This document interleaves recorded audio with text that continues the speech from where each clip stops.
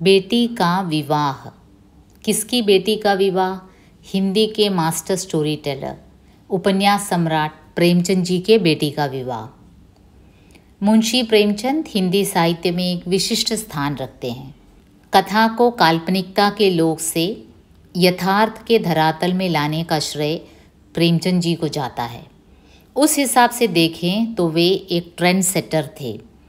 उस जमाने में जब तिलस्मी, यैयारी और डिटेक्टिव नॉवेल्स छाई हुई थी, तब प्रेमचंद जी मज़दूरों की, किसानों की दुख की गाथा लेकर आए। उनकी पूरी ज़िंदगी संघर्ष की ज़िंदगी रही और उनके जीवन पर कई जीवनियाँ भी लिखी गई।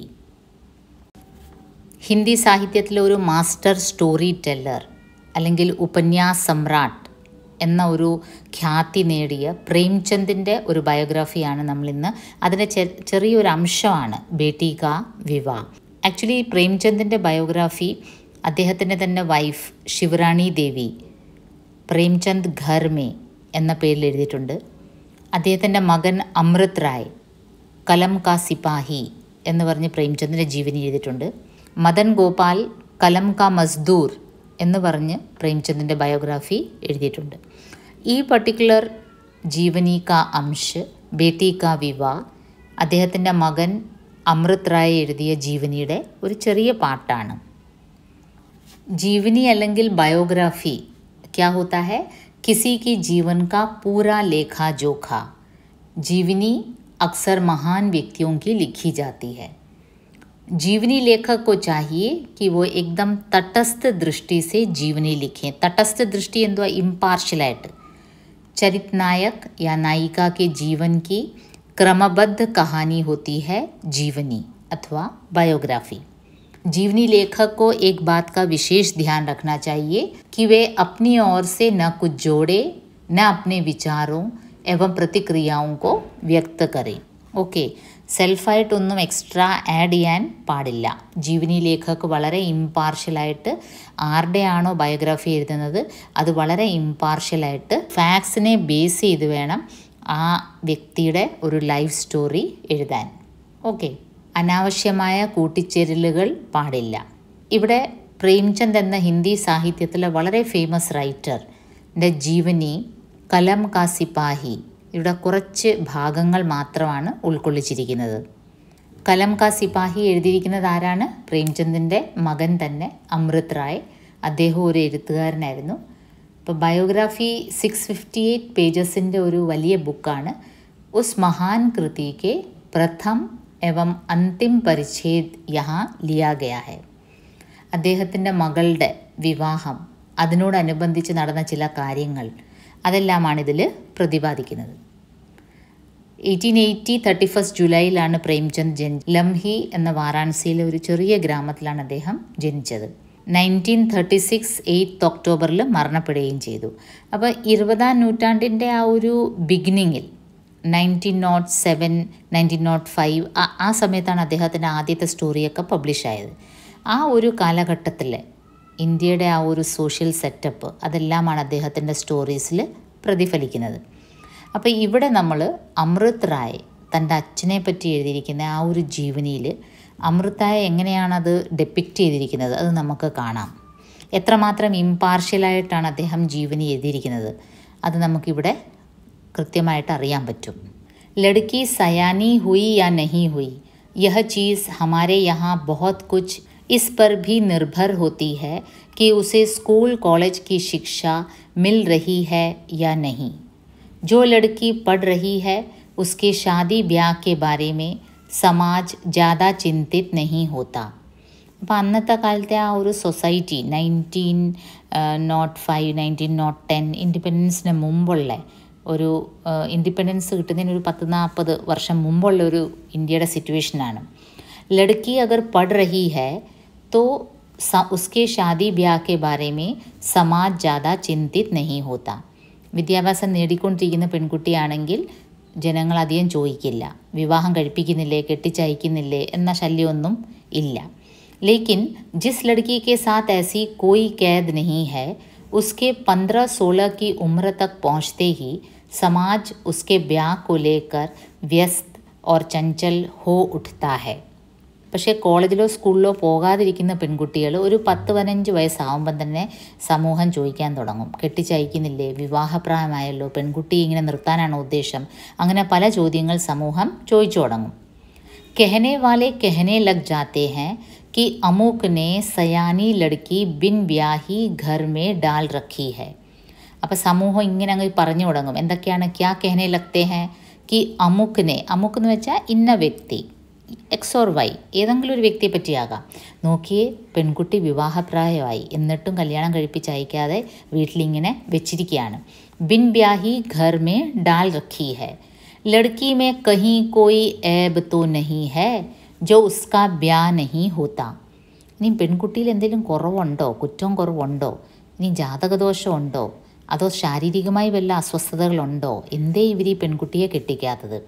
അപ്പോൾ സ്കൂളിലും കോളേജിലും പോകാത്ത 10-14-15 വയസ്സാവുമ്പം തന്നെ ഈ പെൺകുട്ടികളുടെ പറ്റി സമൂഹം ഭയങ്കരമായിട്ട് വാചാലമാവും, ചോദിച്ചു തുടങ്ങും.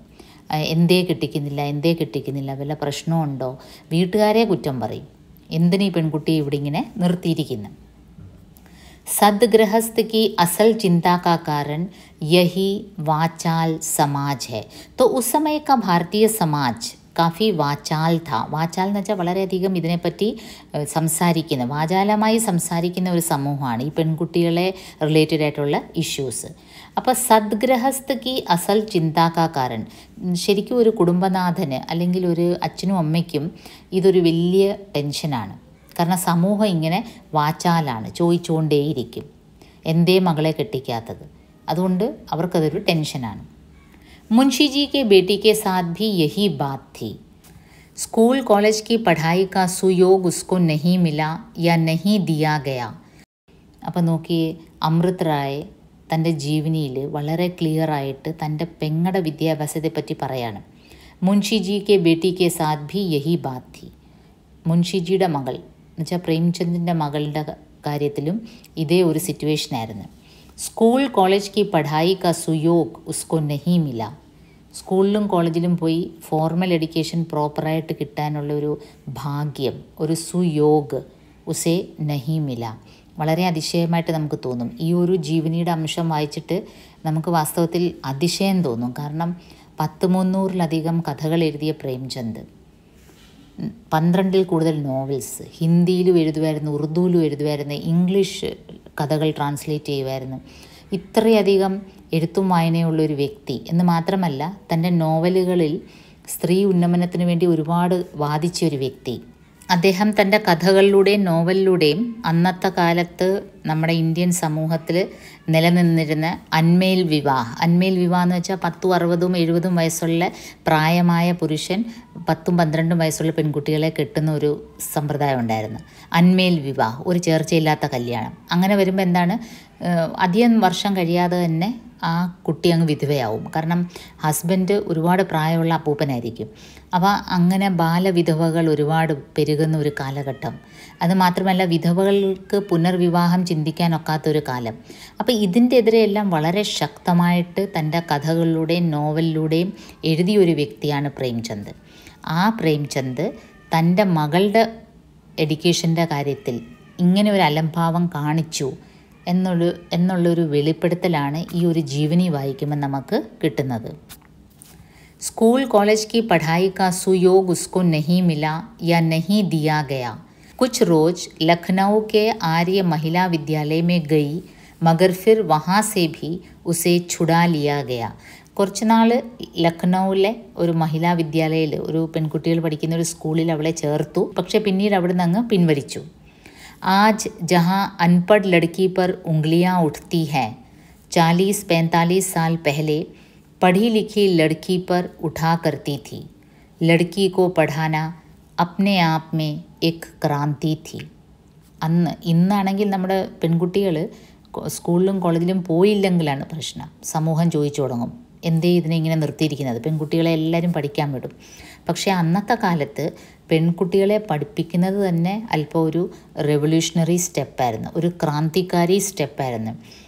अनपढ़ लड़कियों पर आज अगर उंगलियां उठती हैं 40-45 साल पहले 10-45 വർഷം മുമ്പ്, ഇപ്പം അതിനേക്കാളും വർഷമായി അല്ലേ, ഇതിപ്പം ഇത് എഴുതിയ സമയത്ത് ഈ ഒരു ജീവനി എഴുതിയപ്പം 10-45 വർഷം മുമ്പുള്ള കാര്യമാണ്. പക്ഷേ ഇപ്പം നമ്മൾ ചിന്തിക്കുകയാണെങ്കിൽ ഇത് 1920s നടന്ന കാര്യമാണ്. അപ്പോൾ ഇത്രയും ആ ഒരു കാലഘട്ടത്തിൽ പെൺകുട്ടികളെ പഠിപ്പിക്കുന്നത് അപ്നെ ആപ് മേ ഏക് ക്രാന്തി थी. മുൻഷി ജി भी शायद इस क्रांति के लिए तैयार न थे. അപ്പം മുൻഷി പ്രേംചന്ദും ഇത്രയധികം റെവല്യൂഷണറി കഥകൾ എഴുതിയൊരു വ്യക്തി ഈ തൻ്റെ മകളുടെ കാര്യത്തിലും അങ്ങനെ ഒരു ക്രാന്തികാരി സ്റ്റെപ്പ് എടുക്കാൻ താല്പര്യമില്ലാത്തൊരു വ്യക്തിയായിരുന്നു. അങ്ങനെയാണെന്നാണ് മകന് തോന്നുന്നത്. ये ठीक है कि उसके जीवन की परिस्थितियाँ काफ़ी अव्यवस्थित रहीं. बेटी महोबे में पैदा हुई थी. बस्ती में वह बहुत ही छोटी थी. ഇതെല്ലാം സ്ഥലപ്പേരുകളാണ് കേട്ടോ. മഹോബ, ബസ്തി ഇതെല്ലാം സ്ഥലപ്പേരുകളാണ്. ഗോരഖ്പൂർ. അപ്പോൾ ഈ സ്ഥലങ്ങളിലെല്ലാം പ്രേംചന്ദിൻ്റെ ലൈഫിൽ ഒരുപാട് സ്ട്രഗിൾ ചെയ്ത് സെൽഫ് സ്റ്റഡി നടത്തി ജോലിക്ക് കയറി പഠിച്ച് ഒരു വ്യക്തിയാണ്. അതിനൊപ്പം തന്നെ അദ്ദേഹത്തിന് പല ജോലികൾ മാറി മാറി ചെയ്യേണ്ടി വന്നു. പല പല സ്ഥലത്തായിരുന്നു. അപ്പോൾ ട്രാൻസ്ഫറബിൾ ജോബായിരുന്നു, ഗവൺമെൻറ് ജോബാണ് കിട്ടിയത്. അപ്പോൾ ഈ സ്ഥലങ്ങളിലെല്ലാം ഇങ്ങനെ മാറി മാറി പോയിക്കൊണ്ടേയിരുന്നു. അപ്പോൾ അതും ഒരു കാരണമാണ്. പെൺകുട്ടിയെ ഒരിടത്ത് താമസിക്കുമ്പോൾ ഒരു സ്കൂളിൽ ചേർക്കുന്നു, പിന്നെ ട്രാൻസ്ഫർ ആവുന്നു. അപ്പോൾ അതും ഒരു കാരണമാകാം. गोरखपुर में भी छोटी थी और जब कुछ कुछ इस उम्र को पहुंची कि घर में ककहरा और 12 खड़ी पढ़ाने से ज़्यादा कुछ पढ़ने की बात सोची जा सकती, तभी मुंशी जी का गोरखपुर का आबदाना छूट गया. അപ്പോൾ ഈ സ്ഥലങ്ങൾ മാറി മാറി ട്രാൻസ്ഫർ ആവുന്നു. അപ്പം ഘർ മേ ഹി കഖര ഓർ ബാരാഖടി, നമ്മൾ ഈ കാ ഇഖ ഇഖങ്ങ ക കാ കി കി അത് അത്രയും പഠിപ്പിക്കുന്നതല്ലാതെ, അതാണ് ബേസിക്സ് വീട്ടിൽ പഠിപ്പിക്കുന്നത്. അതിനപ്പുറം അവൾ അല്പം കൂടെ വലുതായപ്പോൾ ഗോരഖ്പൂരിൽ നിന്ന് പിന്നെയും ട്രാൻസ്ഫറായി. സർക്കാരി नौकरी से इस्तीफा देते समय मुंशी जी ने सोचा था कि शांति से घर बैठेंगे, लिखेंगे, पढ़ेंगे, देश सेवा करेंगे. लेकिन शुरू से ही गरीबी ने पैर में जो चक्कर बांध दिया था वह अब भी नहीं छूटा. പല ജോലികൾ ഇങ്ങനെ മാറി മാറി ഇദ്ദേഹം ചെയ്തു. ഗവൺമെൻറ് ജോലിയിൽ നിന്ന് റിസൈൻ ചെയ്തു. लेकिन शुरू से ही गरीबी ने पैर में जो चक्कर बांध दिया था वह अब भी नहीं छूटा. तंग दस्ती भी बनी रही और दर दर का भटकना भी बना रहा. ആ ഒരു ഗരീബി, ഇല്ലായ്മ പ്രേംചന്ദിൻ്റെ ഒരു കൂടപ്പിറപ്പ് പോലെ ബാല്യകാലം മുതലേ ഇങ്ങനെ വന്നുകൊണ്ടേയിരുന്നു. അപ്പോൾ ആ തങ്കദസ്തി, ആകെ കൂടെ ഒരു ഞെരുക്കം. തങ്കദസ്തി മീൻസ് ജീവിതത്തിലൊരു ഞെരുക്കം. ഇത് കാശിൻ്റെ അഭാവം കാരണം തന്നെ उन्हें दर दर भटकना पड़ा. कानपुर, बनारस और लखनऊ किसी जगह जमकर रहना नहीं हो सका. എവിടെയും ഒരു പ്രോപ്പർ സ്ഥലത്ത് സെറ്റിലാവാൻ അദ്ദേഹത്തിന് കഴിഞ്ഞില്ല. बनारस में बहुत बार शहर छोड़कर देहात में रहना पड़ा, जहाँ से लड़की को शहर भेजकर പഠാനാ സംഭവ ന था. അതും ഒരു കാരണമാകാം. കാരണം പല പ്രാവശ്യവും പല പ്രാവശ്യം അദ്ദേഹത്തിന് ടൗൺ മാറി ദേഹാത് മേ രഹനാപട, ഗ്രാമപ്രദേശങ്ങളിൽ താമസിക്കേണ്ടി വന്നു. അപ്പോൾ സ്കൂളുള്ളത് ടൗണിലാണ്. അപ്പോൾ ഗ്രാമപ്രദേശത്തിൽ നിന്ന് അന്നത്തെ കാലത്ത് സ്കൂളിലേക്ക് പെൺകുട്ടിയെ വിദ്യാഭ്യാസത്തിന് അയക്കാൻ പറ്റിയില്ല. അതും ഒരു കാരണമാകാം. जो कुछ इत्मीनान या आसूदगी मिली वह लखनऊ में. बेटों की पढ़ाई जो दोनों अपनी बहन से छोटे थे वहीं शुरू हुई. लेकिन बेटी की पढ़ाई शुरू करने के लिए तब तक ज़्यादा देर हो चुकी थी. അപ്പോൾ ലഖ്നൗവിൽ കുറേ നാൾ അദ്ദേഹം സ്ഥിരം താമസിക്കാനിടയായി. അവിടെ ഈ പെൺകുട്ടിയുടെ ഇളയ 2 ആൺകുട്ടികളുള്ളത്, അവരുടെ പഠിത്തമൊക്കെ ഫോർമൽ എഡ്യൂക്കേഷനൊക്കെ ഓക്കെ ആയിരുന്നു. പക്ഷേ അപ്പോഴത്തേക്കിന് ഈ പെൺകുട്ടി അങ്ങ് ആ ഒരു ബേസിക് ക്ലാസ്സിൽ ചേർക്കുന്നതിനേക്കാളും അത്രയും അങ്ങ് മുതിർന്നു പോയി. देर हो चुकी थी. आधे मन से कुछ कोशिश ज़रूर हुई लेकिन ആധേ മനസ്സേഹി, പാതി മനസ്സോടുകൂടി അല്പം അദ്ദേഹം ട്രൈ ചെയ്തു പെൺകുട്ടിയെ സ്കൂളിൽ ചേർക്കാൻ. പക്ഷേ പാതി മനസ്സോടുകൂടിയേ മുൻഷി പ്രേംചന്ദ് അത് ശ്രമിച്ചുള്ളൂ. അങ്ങനെയാണ് മകൻ അതിനെ കാണുന്നത്. किस्सा कोता वह पढ़ नहीं सकी और चूल्हा पकड़े बैठी रही जो कि घर की सयानी लड़की का काम है. ചുരുക്കം പറഞ്ഞാൽ കിസ്സ കോത്ത എന്ന് വെച്ചാൽ എന്ത് പറയാനാ, ചുരുക്കം പറഞ്ഞാൽ പെൺകുട്ടി പഠിച്ചില്ല. പകരം എന്ത് ചെയ്തു, ചൂൽഹ പക്കടെ बैठी रही, വീട്ടിലെ പാചകമൊക്കെ ചെയ്ത് ഇരുന്നു. और यही घर की सयानी लड़की का काम था उन दिनों. ആ കാലഘട്ടത്തിൽ അല്പം പ്രായമായ പെൺകുട്ടികൾ അമ്മമാരെ സഹായിക്കുന്നു, അടുക്കള ജോലി ചെയ്യുന്നു, വീട്ടുജോലി ചെയ്യുന്നു. ഇതൊക്കെയായിരുന്നു അന്നത്തെ പെൺകുട്ടികളുടെ ഒരു ജോലി. माँ उन दिनों बराबर बीमार रहती थी. संभव है बेटी को स्कूल से हटाकर घर के कामकाज में लगाए रखने का यह भी एक कारण हो. അപ്പോൾ അമ്മ ആ സമയത്ത് നിരന്തരം രോഗിയായിരുന്നു. പലപ്പോഴും അമ്മയ്ക്ക് സുഖമില്ലായിരുന്നു. അപ്പോൾ അതും ഒരു കാരണമാകാം ഒരുപക്ഷെ. മകളെ സ്കൂളിൽ വിടാത്തതിൻ്റെ ഒരു കാരണം അതും ആകാം. इन सब के बाद भी यह मानना कठिन है कि बेटी को ठीक से शिक्षा का सुयोग न देने के पीछे और भी कोई कारण नहीं था. ഈ രണ്ട് കാരണങ്ങൾ അല്ലാതെ വേറെ പ്രത്യേകിച്ചൊന്നും കാരണമില്ല. ഒന്നാമത്തെ കാര്യം, അന്നത്തെ കാലത്ത് പെൺകുട്ടികൾക്ക് വിദ്യാഭ്യാസം കൊടുക്കുന്നത് തന്നെ ഒരു റെവല്യൂഷണറി സ്റ്റെപ്പാണ്, ഒരു ക്രാന്തികാരി കഥമാണ്. രണ്ടാമത്തേത്, അമ്മ നിരന്തരം സുഖമില്ലാതെ വരുമായിരുന്നു. അപ്പം പെൺകുട്ടി അടുക്കള കാര്യങ്ങൾ നോക്കിക്കൊണ്ടിരുന്നു. പിന്നെ അച്ഛൻ ശ്രമിച്ചത് തന്നെ, പ്രേംചന്ദ് പാതി മനസ്സോടുകൂടിയാണ് ഈ പെൺകുട്ടിയുടെ എഡ്യൂക്കേഷൻ്റെ കാര്യം ശ്രദ്ധിച്ചത്. इन सब के बाद भी यह मानना कठिन है कि बेटी को ठीक से शिक्षा का सुयोग न देने के पीछे और भी कोई कारण नहीं था. जहाँ तक प्रमाण मिलता है जिसमें उनकी इसी काल की लिखी हुई शांति जैसी कहानियों का प्रमाण भी है, उसका बड़ा कारण यह था कि पढ़ी लिखी लड़कियों की तरफ से उनके मन में कहीं यह चोर था कि लड़कियाँ पढ़ लिख कर गृहस्थी के काम की नहीं रह जाती. तितली बनकर यहाँ वहाँ घूमते रहने में ही उनका जी लगता है. അത് മാത്രമല്ല, അച്ഛൻ ആ സമയത്ത് എഴുതിയിരുന്ന ഒരു കഥ, ശാന്തി എന്ന് പറഞ്ഞൊരു കഥ, അതിലെ തീം എന്താണ്? ഈ പെൺകുട്ടികൾ അല്പം വിദ്യാഭ്യാസം നേടിക്കഴിഞ്ഞാൽ പിന്നെ അവരുടെ മനസ്സ് വീട്ടുജോലി അല്ലെ വീട്ടുകാര്യങ്ങൾ, കുടുംബകാര്യങ്ങളൊക്കെ നോക്കുന്നതിൽ നിന്നങ്ങ് വിമുഖത കാണിക്കും. അവർ തിത്തിലിയെ പോലെ, പൂമ്പാറ്റകൾ ഇങ്ങനെ നമ്മൾ കണ്ടിട്ടില്ലേ, പൂമ്പാറ്റ ഒരിടത്ത് സ്ഥിരം ഇരിക്കത്തില്ല, ഒരു പൂവിൽ നിന്ന് മറ്റേ പൂവിലേക്ക് അങ്ങനെ ഇങ്ങനെ പറന്ന് നടക്കും. അപ്പോൾ അതുപോലെ പെൺകുട്ടികൾ അല്പം വിദ്യാഭ്യാസം നേടിക്കഴിഞ്ഞാൽ വീട്ടുകാരെ നോക്കാതെ ഇങ്ങനെ പറന്ന് നടക്കാനായിരിക്കും അവർക്ക് ഇൻട്രസ്റ്റ്. ഇങ്ങനത്തെ ഒരു ചിന്താഗതി അച്ഛൻ്റെ മനസ്സിലും ഉണ്ടായിരിക്കണം. അതുകൊണ്ടാണ് അച്ഛൻ അങ്ങനെ ബേസ് ചെയ്തൊരു കഥ എഴുതിയതും.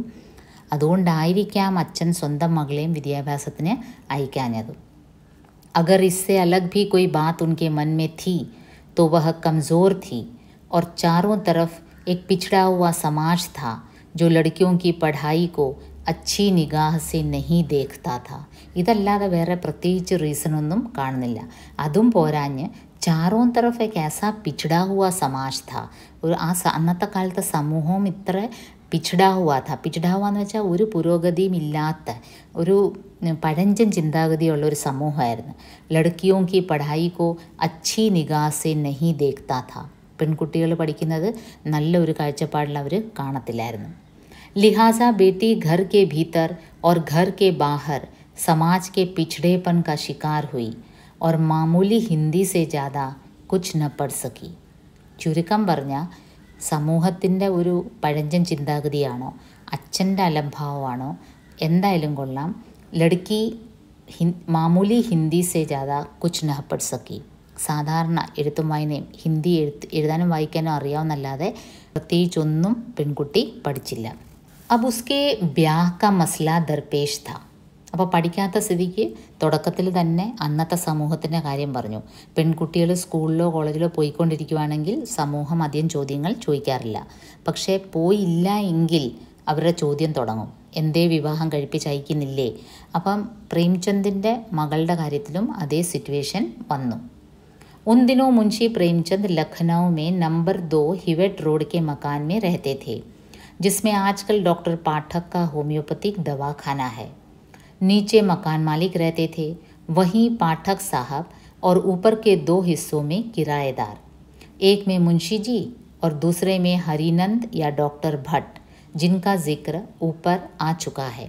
അപ്പോൾ അവിടെ അന്ന് ആ സമയത്ത് ലക്നൗവിൽ താമസിച്ച സമയത്ത് പ്രേംചന്ദിൻ്റെ മനസ്സിലും തൻ്റെ മകൾ വിവാഹപ്രായമായി എന്ന് മാത്രമല്ല സമൂഹവും ചോദിച്ചു തുടങ്ങി. അപ്പോൾ ആ ഒരു കാരണത്താൽ പ്രേംചന്ദും വിചാരിച്ചു തൻ്റെ മകളുടെ വിവാഹാലോചന തൻ്റെ മകളെ വിവാഹം കഴിപ്പിക്കാൻ ഉദ്ദേശിക്കുന്നു എന്നുള്ളൊരു വാർത്ത പ്രേംചന്ദും പരിചയക്കാരോടൊക്കെ പറഞ്ഞു. मुंशी जी ने एक रोज़ उनसे कहा, उन्होंने सागर जिले के अपने एक सहपाठी प्रभुदयाल से कहा. प्रभुदयाल ने, जो खुद विवाहित थे, अपने एक छोटे मौसेरे भाई को संकेत दिया. അങ്ങനെ ഈ ഒരു വാർത്ത ഒരാളിൽ നിന്ന് മറ്റേ ആളിലേക്ക് ഇങ്ങനെ പകർന്നു പോയി. എന്താണ്? മുൻഷി പ്രേംചന്ദ് തൻ്റെ മകളെ വിവാഹം കഴിക്കാൻ ഉദ്ദേശിക്കുന്നു. അപ്പം ഈ സുയോഗ്യനായ വരൻ ഏതെങ്കിലും ഉണ്ടോ എന്ന് അന്വേഷിക്കണം. അങ്ങനെ ഒരാളോട് പറഞ്ഞു, മറ്റൊരാളോട് പറഞ്ഞു. मुंशी जी ने फ़ौरन उसी पते पर दशरथ लाल साहब को खत लिखा, जो वर के बड़े बहनोई थे और घर का सारा कामकाज देखते थे. അപ്പം അങ്ങനെ ഒരാൾ ദശരഥ് ലാലിൻ്റെ കാര്യം പറഞ്ഞു. ദശരഥ് ലാൽ എന്ന് പറഞ്ഞൊരു വ്യക്തിയുണ്ട്. അദ്ദേഹത്തിൻ്റെ അളിയനുണ്ട്, ചെറുപ്പക്കാരനാണ്, വിവാഹപ്രായമായി നിൽക്കുകയാണ്. അപ്പോൾ അദ്ദേഹത്തിന് മുൻഷി കത്തെഴുതി. പത്ര കുച്ച് ഇസ് പ്രകാർ ഥാ. അപ്പോൾ പ്രേംചന്ദിൻ്റെ മകളുടെ വിവാഹകാര്യം പറഞ്ഞിട്ട് ആർക്ക് എഴുതുകയാണ്? ദശരഥ് ലാലിന് എഴുതുകയാണ്. ഈ ദശരഥ് ലാലിനെ എങ്ങനെ കിട്ടി? ഇങ്ങനെ പ്രഭുദയാൽ പറഞ്ഞു. പ്രഭുദയാൽ പറഞ്ഞ വഴിയാണ് ദശരഥ് ലാലിൻ്റെ കാര്യം അറിയാനിടയായത്. पत्र कुछ इस प्रकार था, मैं बनारस के पास एक देहात का रहने वाला आपकी ही बिरादरी का व्यक्ति हूँ. അപ്പോൾ പ്രേംചന്ദ് എഴുതിയ കത്തിൽ ഉള്ളടക്കം ഇതായിരുന്നു: ഞാൻ ബനാറസിൻ്റെ അടുത്ത് തന്നെ ഒരു ഗ്രാമപ്രദേശത്തിൽ താമസിക്കുന്ന താങ്കളുടെ തന്നെ കമ്മ്യൂണിറ്റിയിലുള്ള ഒരു വ്യക്തിയാണ്. बनारस से 4 मील दूर आजमगढ़ रोड पर एक गांव है लम्ही, मौजा मड़वा, वहीं मेरा मकान है. इन दिनों माधुरी कार्यालय में संपादक का काम करके आजीविका चला रहा हूँ.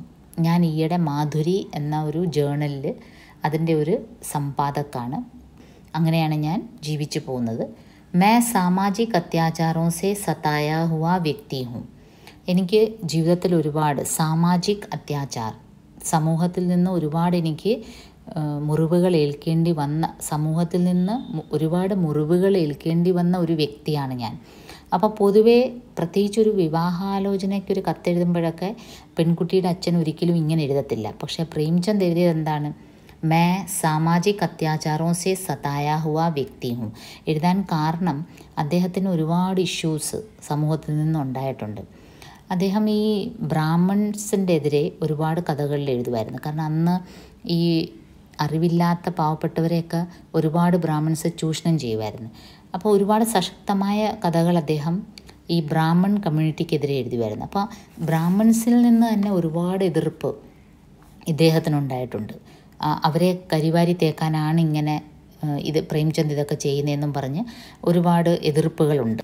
മദൻ ഗോപാൽ എഴുതിയ പ്രേംചന്ദിൻ്റെ ഒരു ജീവനിയുടെ ഒരു അംശം ഞാൻ വായിക്കുകയുണ്ടായി. അതിൽ പ്രേംചന്ദ് ഈ ഒരു ബ്രാഹ്മിൺസിൻ്റെ ഈ ഒരു എതിർപ്പിനെ പ്രേംചന്ദിൻ്റെ മറുപടി ഇങ്ങനെയാണ് കൊടുത്തത്: मैंने केवल कुछ पंडों, महंतों तथा धार्मिक गुंडों का मजाक उड़ाया है. वे इन्हीं लोगों को ब्राह्मण बताते हैं. वे यह भी भूल जाते हैं कि ऐसे ही व्यक्ति अच्छे ब्राह्मणों के नाम को मिट्टी में मिला देते हैं. मेरी कल्पना का ब्राह्मण त्याग और सेवा की मूर्ति होता है. എൻ്റെ ഇമാജിനേഷനിൽ ബ്രാഹ്മൺ, ഇപ്പോൾ ഈ പ്രേംചന്ദ് കായസ്ഥ എന്ന് പറഞ്ഞൊരു കമ്മ്യൂണിറ്റിയിലായിരുന്നു കേട്ടോ. അപ്പോൾ എൻ്റെ ഇമാജിനേഷനിൽ ബ്രാഹ്മൺ എന്ന് വെച്ചാൽ ത്യാഗ് और सेवा की मूर्ति होना चाहिए. यदि किसी व्यक्ति में ये दोनों बातें हैं तो वह ब्राह्मण है. मेरे विचार में जो पुजारी और पंडे भोले भाले लोगों के अंधविश्वास का फ़ायदा उठाकर उन्हें लूटते हैं, जो बगुला भगत है और जिनका दृष्टिकोण संकुचित है, मैं उन्हें हिंदू समाज के लिए अभिशाप मानता हूँ. പാവപ്പെട്ടവരെ ചൂഷണം ചെയ്യുന്ന ബ്രാഹ്മിൺസിനെ ഞാൻ ഒരിക്കലും ബ്രാഹ്മിൺസായിട്ട് കണക്കാക്കത്തില്ല. मैं उन्हें ബഗുള ഭഗത് മാനത്താ ഹൂँ. ബഗുള ഭഗത് ഈ കൊക്കുകളൊക്കെ നെൽപ്പാടത്തൊക്കെ ഇങ്ങനെ വെള്ളം വരുമ്പോൾ അതിൽ മീൻ കാണും, ചെറിയ മീൻ. അപ്പോൾ ഈ ബഗുള ഭഗത് ഇരിക്കുന്നുണ്ടോ, കൊക്കുകൾ ഇങ്ങനെ ധ്യാനിക്കുന്ന പോലെ ഇങ്ങനെ ഇരിക്കും. പെട്ടെന്ന് മീനിനെ കാണുമ്പോൾ കൊത്തിയെടുക്കുകയും ചെയ്യും. ആ ഒരു സ്വഭാവമാണ് ഇങ്ങനത്തെ ബ്രാഹ്മൺസിനെ ഞാൻ കരുതുന്നത്. ബ്രാഹ്മൺ എന്ന് വെച്ചാൽ ത്യാഗ് ഓർ സേവാക്കി മൂർത്തി ഹോനാ ചാഹിയെ, അതാണ് എൻ്റെ അഭിപ്രായത്തിൽ. അപ്പോൾ ഇതിൻ്റെ എല്ലാം എതിരെ പ്രേംചന്ദ് എഴുതുമായിരുന്നു. അപ്പോൾ നാച്ചുറലി പ്രേംചന്ദിന് ഒരുപാട് ശത്രുക്കളുണ്ടായിരുന്നു സമൂഹത്തിൽ. അപ്പോൾ ഈ ശത്രുത എങ്ങനെയാണ് അവർ പ്രകടിപ്പിച്ചത്? ഈ എഴുത്തുകാരനെ തളർത്താൻ വേണ്ടി അവർ പ്രേംചന്ദിൻ്റെ പല നോവൽസും ഇംഗ്ലീഷ് നോവൽസിൻ്റെ കോപ്പിയടിയാണ് എന്ന് പറയുകയുണ്ടായി. അദ്ദേഹത്തിൻ്റെ വളരെ ഫേമസ് ഒരു രംഗഭൂമി എന്ന നോവൽ ഇംഗ്ലീഷ് നോവൽ വാനിറ്റി ഫെയറിൻ്റെ കോപ്പിയടിയാണെന്നും, പ്രേമാശ്രം റെസറക്ഷൻ എന്ന നോവലിൻ്റെ കോപ്പിയടിയാണെന്നും, കായാകൽപ്പ് ഇറ്റേണൽ സിറ്റിയുടെ കോപ്പിയടിയാണെന്നും അങ്ങനെ വലിയൊരു വിവാദം ആ കാലഘട്ടത്തിൽ നടന്ന്. ഒരു വശത്ത് പ്രേംചന്ദ് ഇതൊന്നും വകവെക്കാതെ നിരന്തരം എഴുതിക്കൊണ്ടിരുന്നു. പ്രേംചന്ദിൻ്റെ പ്രശസ്തി അങ്ങ് മാനം മുട്ടി ഉയർന്നുകൊണ്ടേയിരുന്നു. മറുവശത്ത് പ്രേംചന്ദ് ഇംഗ്ലീഷ് നോവൽസിൻ്റെ കോപ്പിയാണ് എഴുതുന്നത് എന്നൊരു പ്രചാരണം ഈ ബ്രാഹ്മൺസും പിന്നെ അല്ലാതെയും അദ്ദേഹത്തിനോട് അസൂയ തോന്നുന്ന പലരും. അതുകൊണ്ടാണ് പ്രേംചന്ദ് ഈ കത്തിൽ क्लियराയിട്ട് എഴുതുന്നത് मैं सामाजिक अत्याचारों से सताया हुआ व्यक्ति हूँ. इस समय मेरे सामने एक गंभीर समस्या अपनी लड़की की शादी की है. എൻ്റെ മുമ്പിൽ ഇപ്പോൾ ഒരു വലിയ ഇഷ്യൂ വന്നിരിക്കുന്നത് എൻ്റെ മകളെ വിവാഹം കഴിപ്പിച്ച് അയക്കുന്നത് സംബന്ധിച്ചാണ്. मुझे ऐसा लगता है कि आपके सहयोग से वह सुलझ सकती है. मेरे कई रिश्तेदार यूपी में फैले हुए हैं. मैं चाहता हूँ कि आप चिरंजीव वासुदेव प्रसाद के लिए मेरा प्रस्ताव स्वीकार करें. അപ്പോൾ വാസുദേവ് പ്രസാദ് എന്ന പേര് ഓർത്ത് വെച്ചേരെ. വാസുദേവ് പ്രസാദുമായിട്ടുള്ള വിവാഹത്തിൻ്റെ കാര്യമാണ് ഈ കത്തിൽ പ്രതിപാദിച്ചിരിക്കുന്നത്. വാസുദേവ് പ്രസാദിൻ്റെ അളിയൻ എഴുതുന്ന കത്താണ്. मेरे विषय में और जो कुछ जानना चाहें लिखिए, सहर्ष उत्तर दूंगा. എന്നെപ്പറ്റി ഇനി എന്തെങ്കിലും അറിയണമെന്നുണ്ടെങ്കിൽ നിങ്ങൾ കത്തെഴുതിയാൽ മതി. അപ്പോൾ അന്ന് ഫോണും ഇമെയിലും ഒന്നും ഇല്ല. അപ്പോൾ കത്തെഴുതിയാൽ മതി, ഞാനതിന് മറുപടി അയക്കാം. यह खत पाकर दशरथ लाल साहब ने फ़ौरन, जैसा कि घर के बड़े के लिए उचित था, प्रभुदयाल साहब को एक खत यह मालूम करने के लिए लिखा कि क्या यह वही मशहूर उपन्यासकार प्रेमचंद हैं. प्रभुदयाल साहब ने जवाब दिया कि जी हाँ, यह वही मशहूर मुंशी प्रेमचंद है. അപ്പം പ്രേംചന്ദിൻ്റെ ആ ഒരു ലാളിത്യം കാരണം പ്രേംചന്ദ് ഈ കത്തെഴുതുമ്പം ഞാനിങ്ങനെ വലിയ നോവലിസ്റ്റാണ്, ഞാനൊരു വലിയ സംഭവമാണെന്നൊന്നും പ്രേംചന്ദ് മെൻഷൻ ചെയ്തില്ല. പക്ഷേ കത്ത് കിട്ടി ദശരഥ് ലാലിന് പെട്ടെന്നൊരു സ്ട്രൈക്ക് ചെയ്തു. ഈ പേര് കേട്ടപ്പം ഇത് ആ പ്രേംചന്ദ് തന്നെയാണോ എന്നറിയാൻ വേണ്ടി പ്രഭുദയാലിന് കത്തെഴുതി. അപ്പോൾ പ്രഭുദയാൽ മറുപടി എഴുതി, അതെ, ഇതാ ഫേമസ് പ്രേംചന്ദാണ്. तब फिर दशरथ लाल साहब ने कुछ इन विनम्र किंतु अनुभव सिद्ध शब्दों में मुंशी प्रेमचंद के खत का जवाब दिया. आपका पत्र मिला. ऐसा पत्र तो सौभाग्य उदय से ही प्राप्त होता है. താങ്കളുടെ കത്ത് കിട്ടി. ഇത്രയും വലിയൊരു ഭാഗ്യമുള്ളവർക്കേ കിട്ടത്തുള്ളൂ. എന്ന് വെച്ചാൽ ഒരു ഇത്രയും ഗ്രേറ്റ് നോവലിസ്റ്റ് ഇങ്ങോട്ട് ഒരു പയ്യനെ ചോദിച്ച് കത്തെഴുതുന്നു. आपने अपना पूरा परिचय नहीं दिया है, पर मुझे पता चल चुका है सूरज को चिराग लेकर नहीं देखा जाता. അപ്പോൾ ദശരഥ് ലാൽ തിരിച്ചുള്ള മറുപടി എന്താ എഴുതിയത്? താങ്കളുടെ പൂരാ പരിചയം, താങ്കൾ ആരാണെന്ന് പൂർണ്ണമായിട്ട് വെളിപ്പെടുത്തിയിട്ടില്ല. പക്ഷേ എനിക്ക് കാര്യം പിടികിട്ടി. കാരണം സൂര്യനെ നമ്മൾ ചെറിയൊരു വിളക്ക് വെച്ച് കാണാനൊക്കത്തില്ല, സൂര്യൻ അത്രയ്ക്ക് വലുതാണ്. അപ്പോൾ ഇവിടെ സൂരജ് കെ സമാൻ, പ്രേംചന്ദിൻ്റെ ആ ഒരു പ്രശസ്തി സൂര്യന് തുല്യമായിട്ടാണ് ദശരഥ് ലാൽ കണ്ടത്. आप ही की तरह मुझ पर भी यह एक महान उत्तरदायित्व है और उससे मुझे उबार लेने के लिए आपका सहयोग भी उतना ही आवश्यक है. അപ്പം ദശരഥ് ലാൽ തിരിച്ചിങ്ങോട്ട് എഴുതി, താങ്കളെ പോലെ തന്നെ താങ്കൾക്ക് മകളെ വിവാഹം കഴിപ്പിച്ചയക്കണം, എനിക്ക് എൻ്റെ അളിയനെ പറ്റിയൊരു പെൺകുട്ടിയെ കണ്ടുപിടിക്കണം. അപ്പോൾ ഇത് രണ്ടും എൻ്റെയും ഒരു ഉത്തരവാദിത്തമാണ്.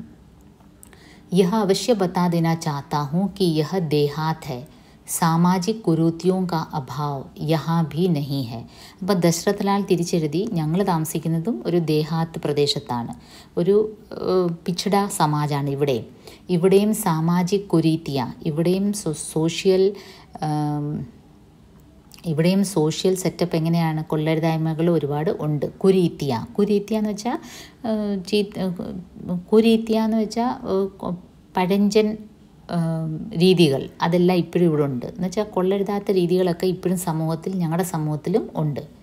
यद्यपि मुझे और अनुमानतः मेरी सास साहबा को भी इसकी ज़्यादा परवाह नहीं है, तो भी इस घर के इतिहास, इसकी प्रतिष्ठा और मर्यादा के प्रकाश में मेरे कर्तव्य पालन में कुछ विशेषताएं रहेंगी और मुझे आशा है कि आप उसकी सुविधा मुझे देंगे.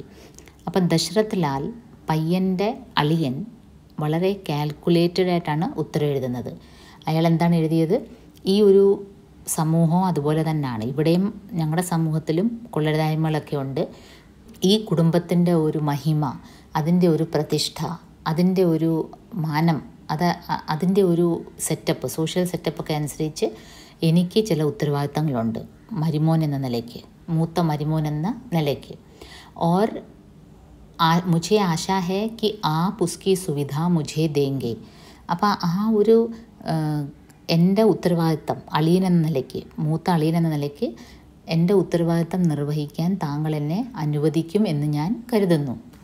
अतः मुझे पहले से मालूम हो जाना चाहिए कि शादी में आप कितना खर्च करना चाहते हैं और उस खर्चे का कितना हिस्सा ऐसा होगा जिससे मुझे व्यावहारिक सहायता मिल सकेगी.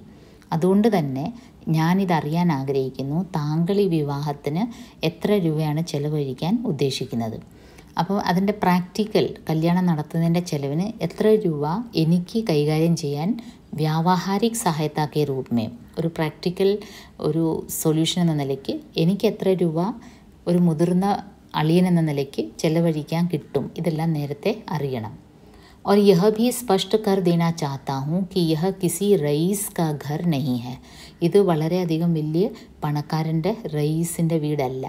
साधारण ज़मींदारी परिवार है और लड़का अपने घर का आप मालिक है. हाँ, दाल रोटी का सुख उसे अवश्य प्राप्त है. ഞങ്ങൾ വലിയ പണക്കാരൊന്നുമല്ല, പക്ഷേ വീടിൻ്റെ സ്വന്തം ഉടമസ്ഥനാണ്. പിന്നെ ഭക്ഷണ കാര്യങ്ങൾക്കൊന്നും ഒരു മുട്ടും വരില്ല.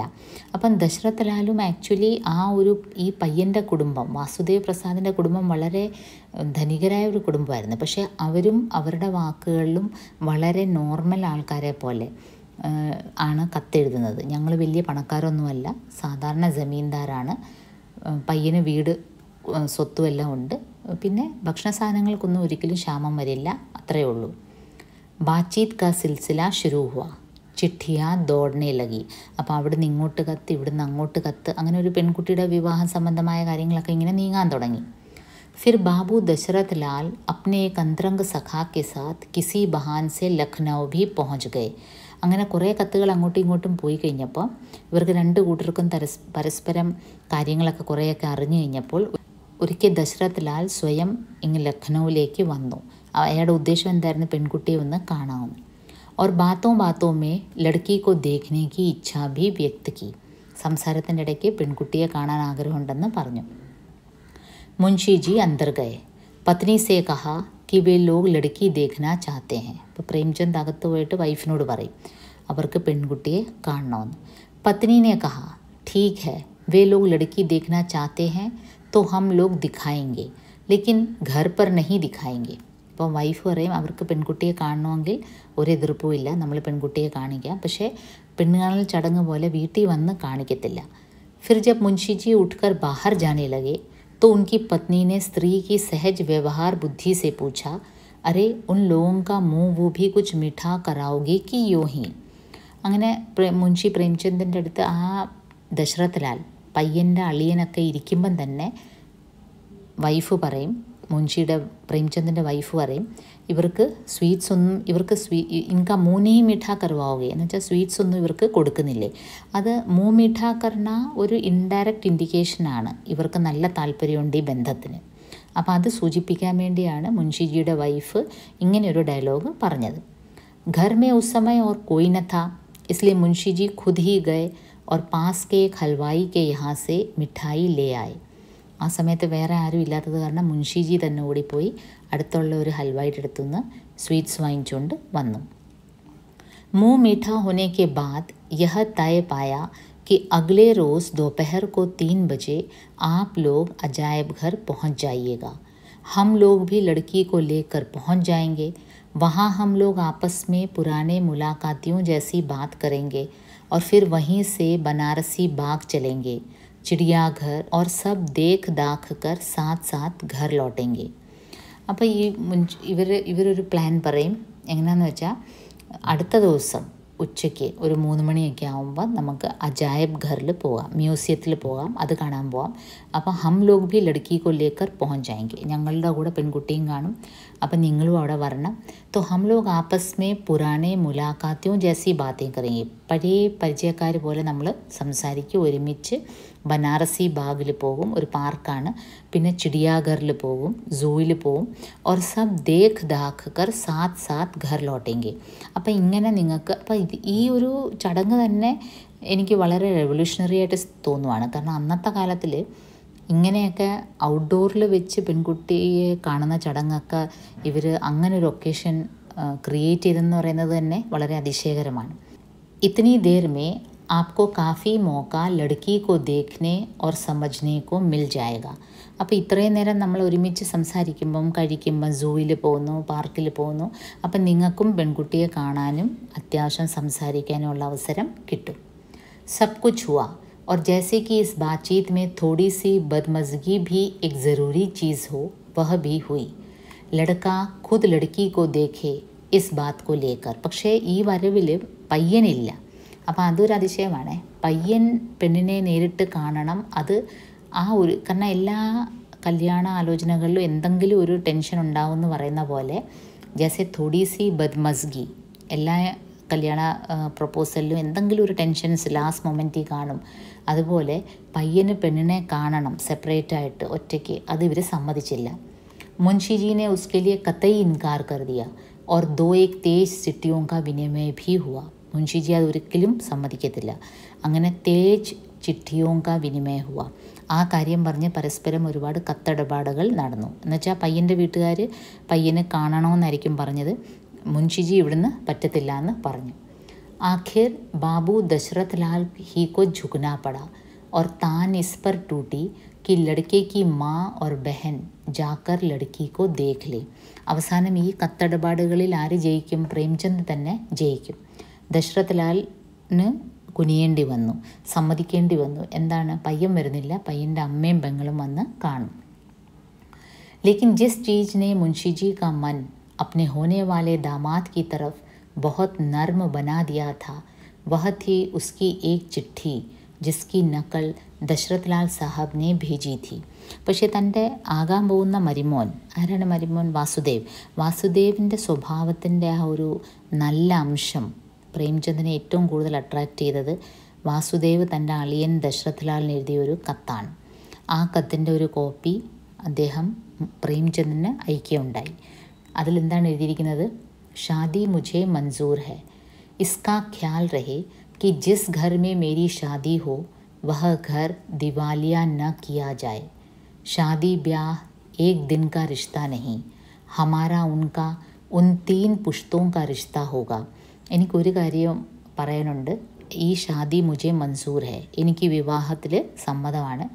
लेकिन इसका ख्याल रहे कि जिस घर में मेरी शादी हो വഹ ഘർ ദിവാലിയ ന കിയാ ജായ്. പക്ഷേ എൻ്റെ വിവാഹം ഏത് വീട്ടിലാണോ ഏത് കുടുംബത്തിലാണോ ഉറപ്പിക്കുന്നത്, ഉൻഹെ ദിവാലിയ ന കിയാ ജായ്, അവരുടെ സമ്പത്ത് മുഴുവനും ഊറ്റിയെടുക്കുന്ന രീതിയിൽ വിവാഹം നടത്തരുത്. ഷാദി ബ്യാ ഏക് ദിൻ കാ റിഷ്ത നഹി ഹൈ, ഹമാരാ ഉൻകാ യഹ 3 പുഷ്തോं കാ റിഷ്ത ഹോഗ. ഒരു ദിവസം കൊണ്ട് തീരുന്ന ഒരു ബന്ധമല്ല. വിവാഹം എന്ന് പറയുമ്പോൾ 2 കുടുംബങ്ങൾ തമ്മിൽ 3-4 തലമുറകൾ ആസ്വദിക്കേണ്ട ഒരു റിഷ്തയാണ്, ഒരു ബന്ധമാണ്. ഇസ്ലിയെ ആപ് ഉൻകോ ദിവാലിയ ന കീജിയ. അതുകൊണ്ട് തന്നെ അളിയൻ പ്രത്യേകം ശ്രദ്ധിക്കണം. അവരുടെ കയ്യിൽ നിന്ന് അനാവശ്യമായി അവർക്കൊരു ഭാരം തോന്നുന്ന രീതിയിലൊന്നും ആവശ്യപ്പെടരുത്. ഖാൻഡാൻ ബി കോയി ऐसा वैसा नहीं था. അവരുടെ കുടുംബം, ആ പയ്യൻ്റെ കുടുംബവും സാധാ കുടുംബമൊന്നും അല്ലായിരുന്നു. വാസുദേവ് കെ പിത മുൻഷി ഭവാനി പ്രസാദ് കസ്ബ മദാരിപുർ ജില്ല ജാലോൺ യു.പി. കെ रहने वाले थे. ഈ പയ്യൻ്റെ അച്ഛൻ എവിടത്തെയായിരുന്നു? യു.പിയിലെ മദാരിപുരിലെ ഒരു കസ്ബ എന്ന് പറയുമ്പോൾ ഒരു ടൗണും അല്ല ഗ്രാമവും അല്ല, വളർന്നുകൊണ്ടിരിക്കുന്ന ടൗൺ ആയിക്കൊണ്ടിരിക്കുന്ന ഒരു ഗ്രാമം. അവിടുത്തെ ഒരാളായിരുന്നു ഭവാനി പ്രസാദ്. ഈ പേര് ഓർത്ത് വെച്ചേരെ, മുൻഷി ഭവാനി പ്രസാദ് എന്ന് വെച്ചാൽ പയ്യൻ്റെ അച്ഛൻ. 2 साल की अवस्था में ही उनके पिता की मृत्यु हो गई. तब उनके मामा जो मीजा कुपुरदा जिला छिंदवाड़ा सीपी के रहने वाले थे, उनको अपने साथ लिवा ले गए और वहीं उनकी शिक्षा दीक्षा हुई. ഭവാനി പ്രസാദ് ചെറുതായിരിക്കുമ്പോൾ തന്നെ അച്ഛൻ മരിക്കുകയുണ്ടായി. അമ്മാവൻ അദ്ദേഹത്തിനെ കൂടെ കൂട്ടിക്കൊണ്ടുപോയി. शासन व्यवस्था उन दिनों की बहुत अस्त व्यस्त थी. उनके मामा कुछ लोगों की शरारत से एक कत्ल के मुकदमे में फांस दिए गए और काले पानी की सजा पर गए. അപ്പോൾ ഈ ഭവാനി പ്രസാദിൻ്റെ സിറ്റുവേഷൻ നോക്കണേ. ചെറിയ പ്രായത്തിൽ തന്നെ അച്ഛൻ മരിച്ചു, അമ്മാവൻ കൂടെ കൊണ്ടുപോയി. പക്ഷേ അമ്മാവനും ചില ആൾക്കാർ കുച്ച് ലോഗോं की शरारत से एक कत्ल के मुकदमे में फांस दिए, ഒരു കൊലപാതകം അമ്മാവൻ നടത്തി എന്ന ബേസിൽ അമ്മാവനെ ആരൊക്കെയോ കുരുക്കി. എന്നിട്ട് അമ്മാവൻ എവിടെയാണ്? കാലേ പാനിക്ക് സജാ ദിയാ ഗയ. കാലേ പാനി എന്ന് വെച്ചാൽ അന്ന് ഇന്ത്യയിൽ നിന്ന് ആൻഡമാൻസിലെ ജയിലിൽ കൊണ്ടുപോകുമായിരുന്നു കാലാപാനി. അവിടെ കൊണ്ടുപോയാൽ പിന്നെ ജന്മത്തെ തിരിച്ച് ഇന്ത്യ വരാനൊക്കത്തില്ല. അങ്ങനത്തെ ഒരു കുറ്റം ചുമത്തി ഈ ഭവാനി പ്രസാദിൻ്റെ അമ്മാവനെ അങ്ങ് കൊണ്ടുപോയി. फिर मुंशी भवानी प्रसाद की शादी देवरी जिला सागर के लाला मन्नू लाल की इकलौती लड़की से हुई. അങ്ങനെ അമ്മാവൻ അങ്ങ് കാലാപാനിയിൽ പോയി, ജയിലിൽ പോയി. പിന്നീട് അദ്ദേഹത്തിൻ്റെ വിവാഹം ദേവരിയിലെ ഒരു വലിയ പണക്കാരൻ മന്നു ലാലിൻ്റെ ഒറ്റ മോള് ഇക്ലോത്തി ലड़की से हुई. संयोग की बात कि लाला मन्नू लाल 1857 के कुछ बाद जबकि वह लगान की वसूली पर गए हुए थे മാർ ഡാലേ ഗൈ. അപ്പോൾ ഈ ഭവാനി പ്രസാദിൻ്റെ അമ്മായി അച്ഛനും ഇതുപോലെ വലിയൊരു പണക്കാരനായിരുന്നു. പക്ഷേ അയാളെ ആരൊക്കെയോ കൊന്നു. अब घर में उनकी बेवा के सिवा और कोई न था. इस ख्याल से मुंशी भवानी प्रसाद को देवरी बुला लिया गया. അപ്പോൾ ഭവാനി പ്രസാദിൻ്റെ അമ്മായിയച്ഛനും കൊല്ലപ്പെട്ടു. അമ്മായിയച്ഛൻ വലിയ പണക്കാരനായിരുന്നു. അപ്പോൾ ഭവാനി പ്രസാദൻ ഒരു ഒറ്റമോളെയാണ് വിവാഹം കഴിച്ചത്. അപ്പോൾ അമ്മായിയച്ഛൻ്റെ മരണത്തിന് ശേഷം മരിമോനെ ഭവാനി പ്രസാദിനെ ആ ദേവരി എന്ന് പറഞ്ഞ സ്ഥലത്തേക്ക് സ്വത്തെല്ലാം നോക്കി നടത്താൻ വേണ്ടി വിളിച്ചു. ദേവരി के अलावा और भी 5-6 गांव उनकी मिल्कियत में थी. അപ്പോൾ ഭാര്യയുടെ സ്വത്ത് നോക്കി നടത്തേണ്ട, ഭാര്യയുടെ വീട്ടുകാരുടെ സ്വത്ത് മുഴുവനും നോക്കി നടത്തേണ്ട ഒരു ചുമതല ഈ ഭവാനി പ്രസാദിന് കിട്ടി. ഭവാനി പ്രസാദ് ആരാണ്? ഈ നമ്മൾ പ്രേംചന്ദിൻ്റെ മകൾക്ക് വേണ്ടി ആലോചിക്കുന്ന പയ്യൻ്റെ അച്ഛൻ്റെ കാര്യം പറയാണ്. मुंशी भवानी प्रसाद ही उन सब का इंतज़ाम करते रहे और विरासतन भी जायदाद उन्हीं को मिली. അപ്പം മരിമോൻ എന്ന നിലയ്ക്ക് സകല സ്വത്തിൻ്റെ അവകാശി ആരായി മാറി? ഭവാനി പ്രസാദായി മാറി. അമ്മായിയച്ഛൻ കൊല്ലപ്പെട്ടു. അപ്പോൾ അമ്മായിയച്ഛൻ്റെ ഒറ്റ മോളെയാണ് ഭവാനി പ്രസാദ് വിവാഹം കഴിച്ചത്. അപ്പോൾ ആ ദേവരിയിലെ ഒരു നല്ലൊരു ഏരിയ മുഴുവനും ഭവാനി പ്രസാദിൻ്റെ ചുമതലയിലായി. പക്ഷേ ഇത്രയൊക്കെ സ്വത്തുണ്ടായിട്ടും മുൻഷി ഭവാനി പ്രസാദ് ബഡേ ധാർമ്മിക് വ്യക്തി थे. ദൈവഭയമുള്ള വ്യക്തിയായിരുന്നു. സവേരെ 4 ബജെ ഉഠ്കർ സ്നാൻ കർത്തേ थे और गाय की पूजा करते थे. അതിരാവിലെ 4 മണിക്ക് എണ്ണീറ്റ് കുളിച്ച് गाय की पूजा करते थे. गाय की पूजा करना, गाय को माता माना जाता है. और फिर मंदिर जाकर पुजारी की पूजा करते थे और उसके उपरांत श्री देव मुरलीधर की पूजा करते थे, जिनके नाम पर देवरी का कस्बा बहुत पहले से वक्फ था. ആ ദേവരി എന്ന് പറഞ്ഞ സ്ഥലം ദേവ് മുരളീധർ എന്ന് പറഞ്ഞ ഒരു ദേവതയുടെ പേരിലായിരുന്നു അറിയപ്പെട്ടിരുന്നത്. അവിടെ പോയി പൂജിക്കുമായിരുന്നു. അപ്പോൾ ചുരുക്കം പറഞ്ഞാൽ ഈ ഭവാനി പ്രസാദിന് ഭാര്യ വീട്ടിലെ കുറേ ഗ്രാമങ്ങൾ സ്വത്തായിട്ട് കിട്ടിയെങ്കിലും ഒരുപാട് പണക്കാരനായിരുന്നെങ്കിലും അദ്ദേഹം എങ്ങനത്തെ വ്യക്തിയായിരുന്നു? വളരെ ദൈവഭയമുള്ള വ്യക്തിയായിരുന്നു, നല്ല പ്രാർത്ഥനാശീലമുള്ള വ്യക്തിയായിരുന്നു. വഹ മുനിസിപ്പാലിറ്റി കെ ഉപസഭാപതി थे, ഓണററി മജിസ്ട്രേറ്റ് थे എന്ന് മാത്രമല്ല കുറേ പൊസിഷനും ഉണ്ടായിരുന്നു അദ്ദേഹം. സ്വത്ത് മാത്രമല്ല, ഓണററി മജിസ്ട്രേറ്റ് ആയിരുന്നു. ആംസ് ആക്ട് കെ മുസ്താന थे और उनको हथियार रखने की ആസാദി थी. അന്നത്തെ കാലത്ത് വളരെ ചുരുക്കം പേർക്ക് ആയുധം കയ്യിൽ വെക്കാനുള്ള അവകാശമുള്ളായിരുന്നു. അതിലൊരാളായിരുന്നു ഭവാനി പ്രസാദ്. लेन देन में वह बहुत साफ थे और अपने व्यक्तित्व और शिष्ट व्यवहार के कारण जनता के बीच और सरकारी क्षेत्रों में उनका एक सा मान था. लेन देन में കാര്യങ്ങൾ കൈകാര്യം ചെയ്യാനൊക്കെ വളരെ നീറ്റ് പേഴ്സണായിരുന്നു ഭവാനി പ്രസാദ്. അതുകൊണ്ട് തന്നെ സർക്കാരി ക്ഷേത്രത്തിലും ഗവൺമെൻറ്റിനും അദ്ദേഹത്തിനെ ഇഷ്ടമായിരുന്നു, അദ്ദേഹത്തിനോട് നല്ല മതിപ്പായിരുന്നു. എന്ന് മാത്രമല്ല അവിടുത്തെ ജനങ്ങൾക്കും വളരെയധികം മതിപ്പായിരുന്നു. अर्ध सरकारी पत्र व्यवहार में देवरी के गवर्नर के नाम से उनका उल्लेख होता था. അദ്ദേഹത്തിനെ ആ ജനങ്ങൾ റെസ്പെക്റ്റ് കൊണ്ട്, കാരണം നല്ല പണക്കാരനാണ്, ഒപ്പം നല്ല വ്യക്തിത്വത്തിൻ്റെ ഉടമയാണ്. അതുകൊണ്ട് അദ്ദേഹത്തിനെ എന്ത് വിളിക്കുമായിരുന്നു? ദേവരി കെ ഗവർണർ എന്ന് പറഞ്ഞ് അഭിസംബോധന ചെയ്യുമായിരുന്നു. और जनता उन्हें സർക്കാർ कहकर पुकारती थी. ജനങ്ങൾ അദ്ദേഹത്തിനെ സർക്കാർ എന്ന് തന്നെ വിളിക്കുമായിരുന്നു. യഹ ഉൻകെ പദ് സെ അധിക് ഉൻകെ വ്യക്തിത്വ കാ ഹി സമ്മാൻ ഥ. അദ്ദേഹത്തിൻ്റെ ആ പദം, അദ്ദേഹത്തിൻ്റെ ആ ഒരു പൊസിഷനേക്കാളും അദ്ദേഹത്തിൻ്റെ വ്യക്തിപ്രഭാവം കാരണമായിരുന്നു ജനങ്ങൾ അദ്ദേഹത്തിനെ സർക്കാർ എന്ന് വിളിച്ചിരുന്നത്. എന്നുവെച്ചാൽ ജനങ്ങൾ മനസ്സിൽ തട്ടിയിട്ടാണ് അദ്ദേഹത്തിനെ സർക്കാർ എന്ന് വിളിച്ചത്. ധർമ്മ പ്രചാർ में उनकी बड़ी रुचि थी.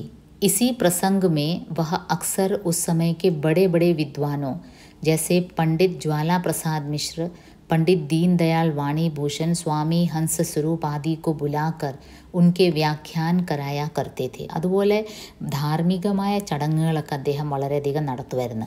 ഈ വലിയ വലിയ പണ്ഡിതന്മാരെയൊക്കെ വിളിച്ചിട്ട് ധർമ്മവ്യാഖ്യാൻ നടത്തുമായിരുന്നു. कट्टर सनातन धर्मी होने के नाते उन्होंने सत्यार्थ प्रकाश के खंडन में एक पुस्तक भी लिखी, दयानंद मत विद्रावण. इसी तरह की एक पुस्तक उन्होंने और लिखी, ഭാസ്കരാഭാസ് നിവാരൺ. ഈ ബുക്സിൻ്റെ പേരൊക്കെ അണ്ടർലൈൻ ചെയ്തേരെ. ദയാനന്ദ് മത് വിദ്രാവൺ, ഭാസ്കരാഭാസ് നിവാരൺ. ഈ പുസ്തകങ്ങളെല്ലാം ഈ ഭവാനി പ്രസാദ് എഴുതിയതാണ്, ഈ പയ്യൻ്റെ അച്ഛൻ. उनके पुस्तकालय में 4 वेद, 18 पुराण, 6 शास्त्र और उनकी अनेक टीकाएँ, महाभारत, वाल्मीकि रामायण, निर्णय सिंधु और धर्म सिंधु आदि पुस्तकें दूर दूर से मंगाकर एकत्र की गई थी. അപ്പോൾ ഈ ഒരു റിലീജിയനെ സംബന്ധിച്ചുള്ള ബുക്സ്, മഹാഭാരതം, രാമായണം മാത്രമല്ല വേറെ പല ബുക്സും ഇദ്ദേഹം ദൂരെ നിന്നൊക്കെ വരുത്തി തൻ്റെ കളക്ഷനിൽ ഉൾപ്പെടുത്തുമായിരുന്നു. सन 1905 में बंग भंग आंदोलन के समय जो राजनीतिक लहर उठी उसने उनको भी अपने साथ लपेट लिया. उस आंदोलन के साथ साथ जैसा कि विदित है, स्वदेशी का आंदोलन, विदेशी वस्तुओं के बहिष्कार का आंदोलन, मद्य निषेध और विदेशी चीनी के परित्याग का आंदोलन भी धीरे धीरे उठ खड़ा हुआ. അപ്പോൾ ആ സമയത്താണ് 1905 ബംഗ് ആന്തോലൻ തുടങ്ങിയതും പാർട്ടീഷൻ ഓഫ് ബംഗാൾ.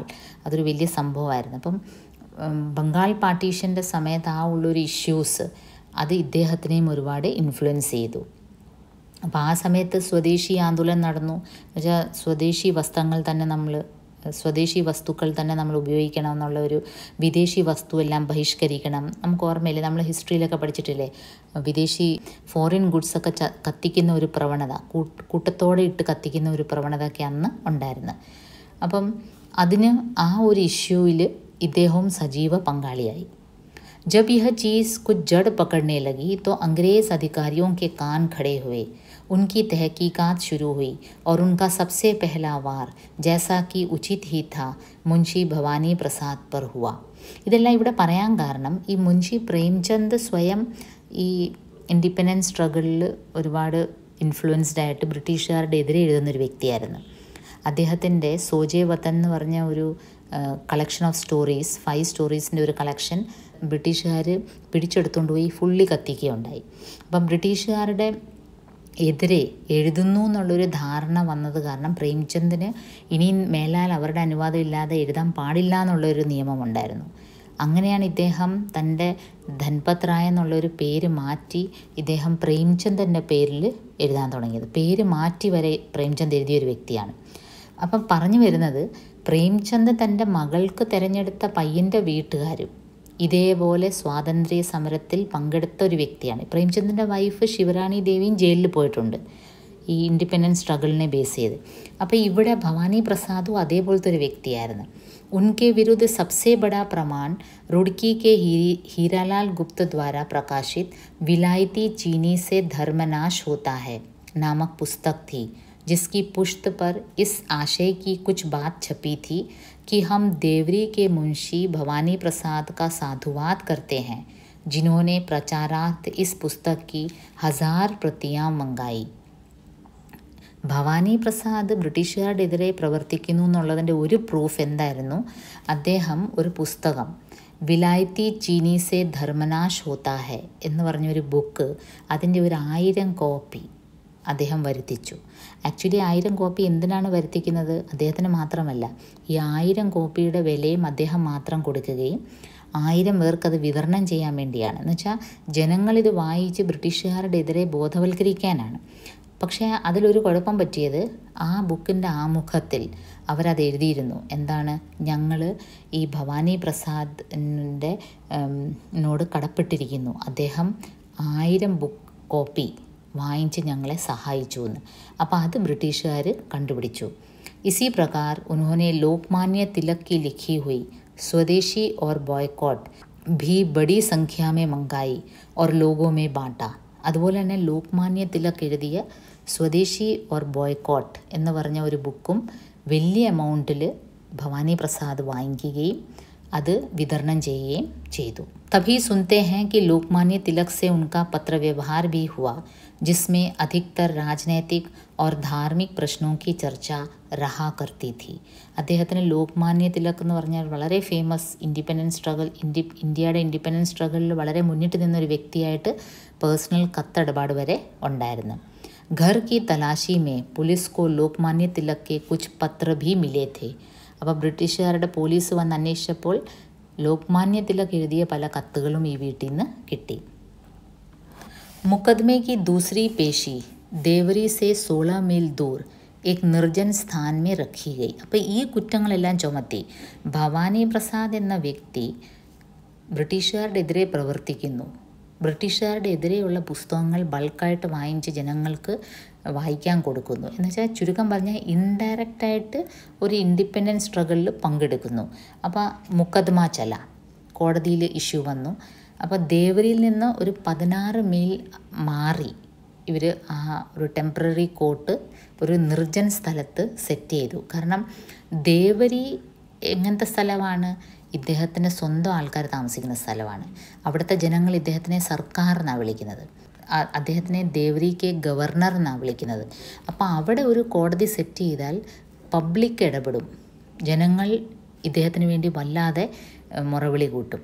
അതുകൊണ്ട് അത് അവോയ്ഡ് ചെയ്യാൻ വേണ്ടി ദേവരിയിൽ നിന്ന് അല്പം മാറി ഒരു നിർജ്ജൻ സ്ഥലത്ത് ഇദ്ദേഹത്തിൻ്റെ വാദം കേൾക്കുകയുണ്ടായി. താക്കി ലോഗ് വഹാ ന പहुंच सके और कोई बलवा ना हो. ജനങ്ങൾ അവിടെ എത്താതിരിക്കാനും അവിടെ അടിപിടി പ്രശ്നങ്ങളൊന്നും ക്രമസമാധാന പ്രശ്നം ഉണ്ടാവാതിരിക്കാൻ അവിടെ വെച്ച് ഈ മീറ്റിംഗ് നടത്തി. വഹാ ഉൻസെ 22,000 रुपये നക്കദ് की जमानत मांगी गई. അപ്പം 22,000 21,000 രൂപ ഒരു ഫൈനായിട്ട് അടയ്ക്കണം, ക്യാഷായിട്ട് തന്നെ അടയ്ക്കണം എന്ന് അദ്ദേഹത്തിനെ റിലീസ് ചെയ്യണമെങ്കിൽ, അദ്ദേഹത്തിന് ജാമ്യം കിട്ടണമെങ്കിൽ ഇത്രയും രൂപ അടയ്ക്കണമെന്ന് ഒരു ഇഷ്യൂ വന്നു. और लोगों को बड़ा आश्चर्य हुआ जबकि वहाँ से 30 मील दूर रहने वाले एक सुनार ने, जो और बहुत से तमाशाइयों के साथ वहीं खड़ा था, जमानत की इतनी बड़ी रकम देना मंजूर किया. അപ്പോൾ എല്ലാവരും അതിശയപ്പെട്ട് ഇത്രയും വലിയ എമൗണ്ട് അവിടെ ഇത് കേട്ടു. ഇവരൊരു വിജനമായ സ്ഥലത്താണ് ഈ കോടതി കൊണ്ട് സെറ്റ് ചെയ്തത്. പക്ഷേ അവിടെ ഒരു സുനാർ ഉണ്ടായിരുന്നു. സുനാർ എന്ന് വെച്ചാൽ ഈ സ്വർണ്ണപ്പണി ചെയ്യുന്ന ആൾ. അയാളിത് കേട്ടിട്ട് അയാൾ വെറുതെ ഇത് കാണാൻ വന്നതാണ്. പക്ഷേ ഭവാനി പ്രസാദിനെ പറ്റി അയാൾക്ക് അറിയായിരുന്നു. അയാളിത് കേട്ടിട്ട് ഈ ഫുൾ തുക അയാൾ കൊടുക്കാമെന്ന് വാഗ്ദാനം ചെയ്തു. लेकिन किसी वजह से जमानत उस वक्त नहीं ली गई और बाद में अपील करने पर जमानत की रकम घटकर 2,000 रह गई. പക്ഷേ എന്തോ കാരണവശാൽ പിന്നീട് ആ ഒരു തുക 2,000 ആയിട്ട് വെട്ടിക്കുറയ്ക്കപ്പെട്ടു. यह जमानत 1 साल के लिए देनी पड़ी और यह 1 साल का समय देवरी से बाहर रहकर गुजारना पड़ा. അപ്പോൾ ദേവരിയിൽ നിന്ന് മാറി 1 വർഷം ഇദ്ദേഹത്തിന് താമസിക്കേണ്ടി വന്നു. അതായിരുന്നു പണിഷ്മെൻറ്റ്. പിന്നെ 2,000 രൂപ അടയ്ക്കേണ്ടി വന്നു. इस फैसले की अपील जबलपुर के सेशंस जज के यहाँ की गई, पर जमानत बहाल रही और अंत में जुडिशल कमिश्नर के यहाँ अपील हुई. जुडिशल कमिश्नर स्टीवंस नाम का एक आयरिश आदमी था. उसने बड़ी हिम्मत से काम लिया, जो ऐसे एक मुकदमे में, जो कि शायद प्रांत का पहला राजद्रोह का मुकदमा था और जिसकी जड़ें इतनी दूर दूर तक पहुंची थी कि उसमें नासिक और मांडले की जेलों में लोकमान्य तिलक तक की गवाही रिकॉर्ड की गई. അപ്പോൾ ഇങ്ങനത്തെ ഒരു കേസ് രാജദ്രോഹ കുറ്റം ചുമത്തുന്ന ഒരു അപൂർവമായ കേസായിരുന്നു ആ കാലഘട്ടത്തിൽ. അപ്പോൾ അതിലെ മജിസ്ട്രേറ്റായിട്ട് വന്നത് ഒരു ഐറിഷ് വ്യക്തിയായിരുന്നു, സ്റ്റീവൻസ് എന്ന് പറഞ്ഞ്. मुजरिम की अपील मंजूर की और उसे इज्जत के साथ बरी करते हुए अपने फैसले में लिखा, यह बड़े खेद की बात है कि महज सुनी सुनाई बातों के आधार पर इतने धर्मभीरु, न्यायपरायण और धर्मात्मा व्यक्ति को इतना ज़्यादा सताया और परेशान किया गया. അപ്പോൾ സ്റ്റീവൻസ് എന്ന് പറഞ്ഞ ഒരു ഐറിഷ് വ്യക്തിയായിരുന്നു മജിസ്ട്രേറ്റ്. അയാൾ എഴുതി, ഈ വ്യക്തിയിൽ ഞാനൊരു കുറ്റവും കാണുന്നില്ല, ഇയാൾ വളരെ ന്യായപരായണും ധർമ്മഭീരുവാണ്, വളരെ ഭയഭക്തിയുള്ളൊരു വ്യക്തിയാണ്. പിന്നെ ഇയാളുടെ ആകെ ഒരു കുറ്റം എന്താണ്, ഈ ബുക്സ് ഇങ്ങനെ ബൾക്കായിട്ട് വരുത്തി എന്നുള്ളത്. അപ്പോൾ ഈ ഒരു രാജദ്രോഹ കുറ്റത്തിൻ്റെ ഈ കേസിൻ്റെ അന്വേഷണങ്ങൾ ജയിലിൽ കിടക്കുന്ന ലോക്മാന്യ തിലക് വരെയും പോയി. കാരണം ലോക്മാന്യ തിലക്കും ഇദ്ദേഹം തമ്മിൽ പേഴ്സണൽ കത്തിടപാടുകൾ ഉണ്ടായിരുന്നെന്നാണ് തെളിഞ്ഞത്. यह स्टीवंस की सरकारी ज़िंदगी का आखिरी मुकदमा था. इसके बाद ही वह यहाँ से चला गया. അപ്പോൾ സ്റ്റീവൻസ് നല്ലൊരു വ്യക്തിയായത് കാരണം, ഒരു ന്യായം നോക്കുന്ന വ്യക്തിയായത് കാരണം ഇങ്ങനെ വിധിച്ചിട്ട് ഈ വ്യക്തി എന്നെ കുറ്റവിമുക്തനാക്കിയിട്ട് അദ്ദേഹം ഈ ഗവൺമെൻറ്റിൻ്റെ ജോബിൽ നിന്നങ്ങ് മാറി. स्टीवंस के फैसले से सरकार काफ़ी मुश्किल में पड़ गई. उसे बहुत नीचा देखना पड़ा और उसने अपने मुंह की लाज बचाने के ख्याल से मिस्टर क्रॉसवेट की, जो सेटलमेंट कमिश्नर थे, मुंशी भवानी प्रसाद के पास राजीनामे का पैगाम लेकर भेजा. അപ്പോൾ അവസാനം കോടതി വിധി ഭവാനി പ്രസാദിന് അനുകൂലമായപ്പം ഗവൺമെൻറ്റിനാകെ നാണക്കേടായി. ഗവൺമെൻറ് എന്ത് ചെയ്തു, ഈ ക്രോസ്വെറ്റ് എന്ന് പറഞ്ഞ വ്യക്തി, അയാളുടെ കുറ്റം കാരണമാണ് ഇങ്ങനെ ഒരു, അയാളായിരുന്നു സെറ്റിൽമെൻറ്റ് കമ്മീഷണർ. അപ്പോൾ അയാൾ രാജിവെക്കണമെന്ന് ഗവൺമെൻറ് ആവശ്യപ്പെട്ടു. കാരണം ക്രോസ്വെറ്റിന് ഈ ഒരു ഇഷ്യൂ കൈകാര്യം ചെയ്യാൻ പറ്റാത്തതുകൊണ്ടാണ് ഭവാനി പ്രസാദിനെ ഇങ്ങനെ ഒരു ശിക്ഷയിലേക്ക്, ഇങ്ങനെ ഒരു കേസിലേക്ക് വലിച്ചു നീട്ടേണ്ടി വന്നത്. അപ്പോൾ അവസാനം വിധി വന്നത് ഭവാനി പ്രസാദിന് അനുകൂലമായിട്ടാണ്, അയാൾ കുറ്റക്കാരനല്ല എന്നാണ്. അപ്പോൾ ഗവൺമെൻറ് തൻ്റെ നാണക്കേട് മറയ്ക്കാൻ വേണ്ടി ഈ സെറ്റിൽമെൻറ്റ് കമ്മീഷണർ ക്രോസ്വെറ്റിനോട് പറഞ്ഞു, പോയി തൻ്റെ രാജി കൊടുത്തിട്ട് ക്ഷമ ചോദിക്കണമെന്ന്. राजीनामे की एक शर्त यह थी कि देवरी के किसी प्रमुख स्थान पर शाही दरबार की यादगार के तौर पर एक चबूतरा बनवा लिया जाए.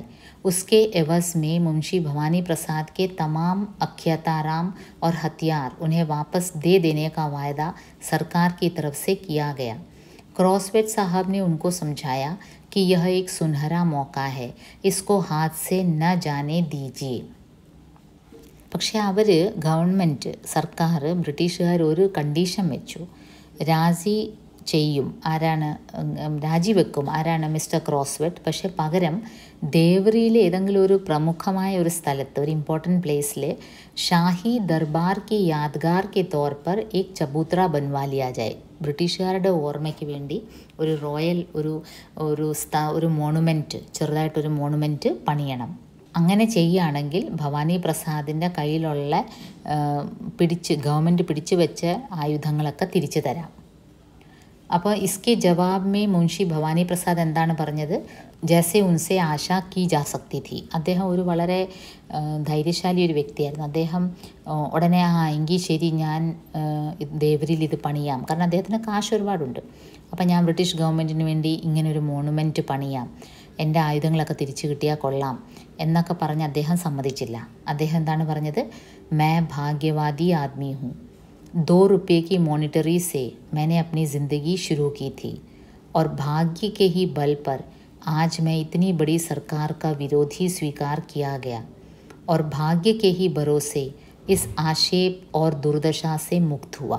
ഞാനൊരു വിധിയിൽ വിശ്വസിക്കുന്നൊരു വ്യക്തിയാണ്, ഭാഗ്യത്തിൽ വിശ്വസിക്കുന്ന വ്യക്തിയാണ്.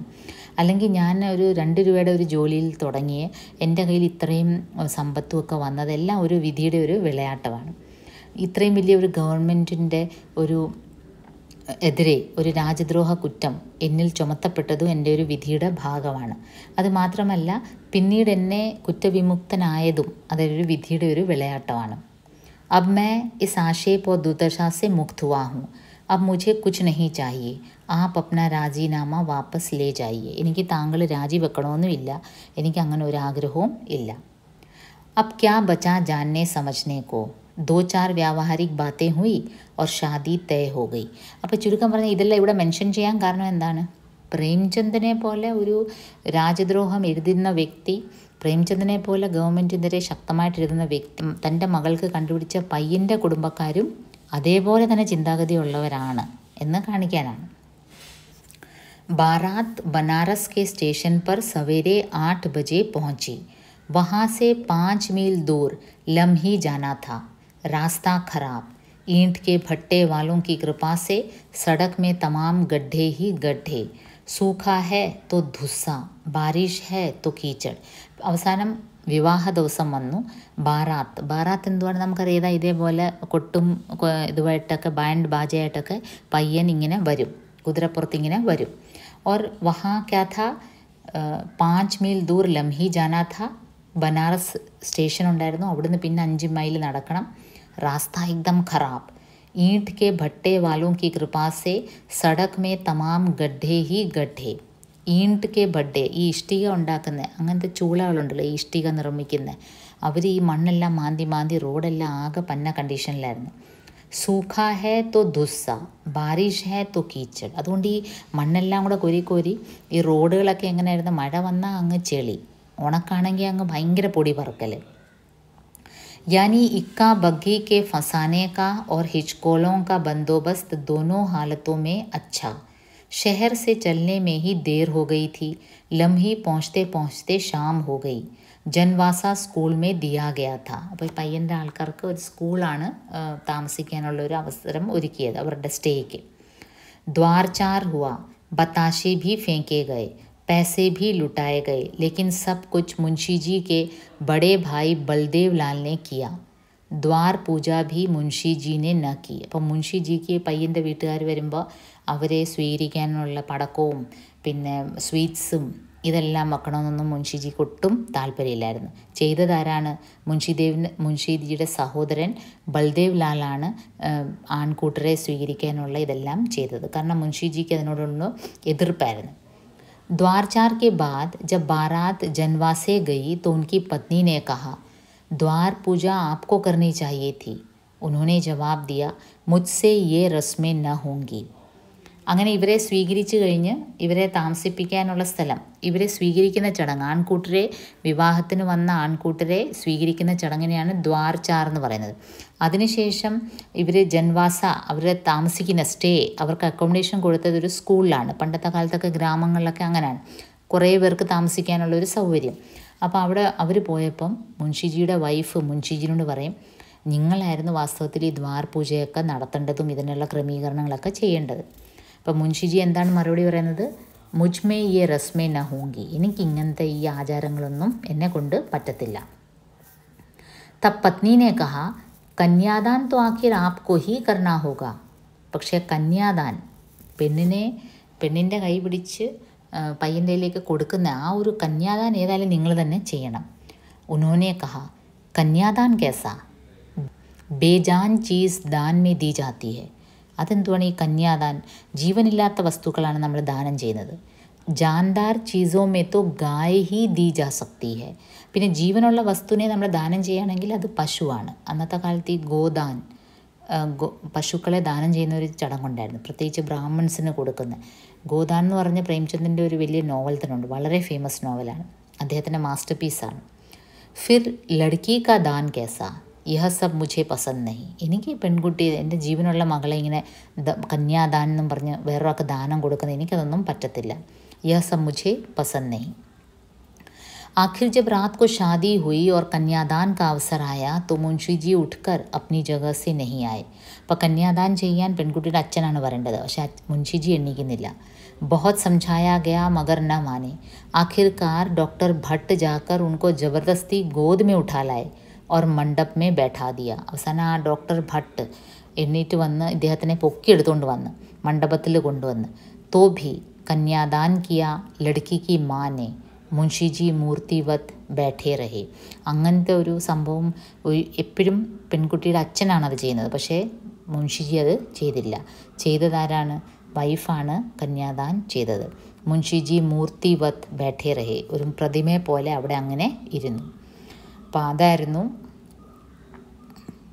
അമൃത് റായ് എഴുതിയ കലം കാ സിപ്പാഹി എന്ന തൻ്റെ അച്ഛനെ പറ്റിയുള്ള ബയോഗ്രാഫി, ജീവനിയിലെ കുറച്ച് അംശങ്ങൾ. Okay.